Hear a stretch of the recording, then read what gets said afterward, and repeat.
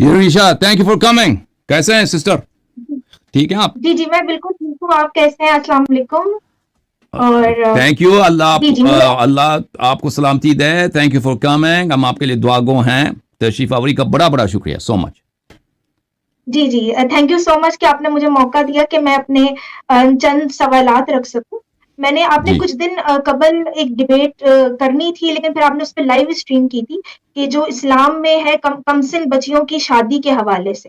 جی جی اس کو لے کے میں کچھ سوالات کرنا چاہتی ہوں. میں آپ سے پوچھنا جی جی چاہ رہی تھی کہ اگر آپ کی بیٹی ہو اور اس کی عمر 6 سال ہو تو کیا آپ اس کا نکاح پڑھائیں گے اور اس کی رخصتی کریں گے 9 سال کی عمر میں کسی 55 سال کے آدمی کے ساتھ، 55 یا 60 سال کے آدمی کے ساتھ؟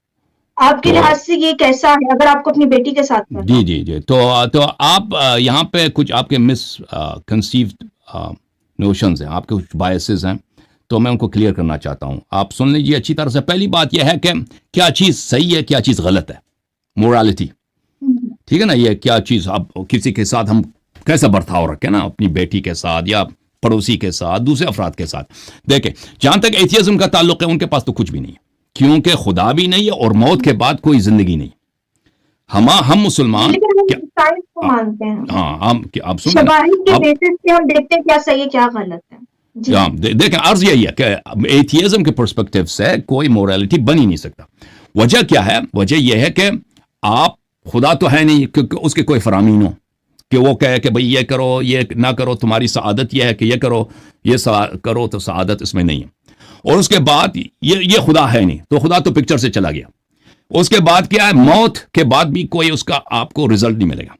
آپ جو عمل دنیا میں لاتے ہیں اس کے بعد موت فنش، موت کے بعد ختم ہے. جیسے آپ ایک لائٹ کو بجھا دیتے ہیں، آپ ختم ہو جاتے ہیں.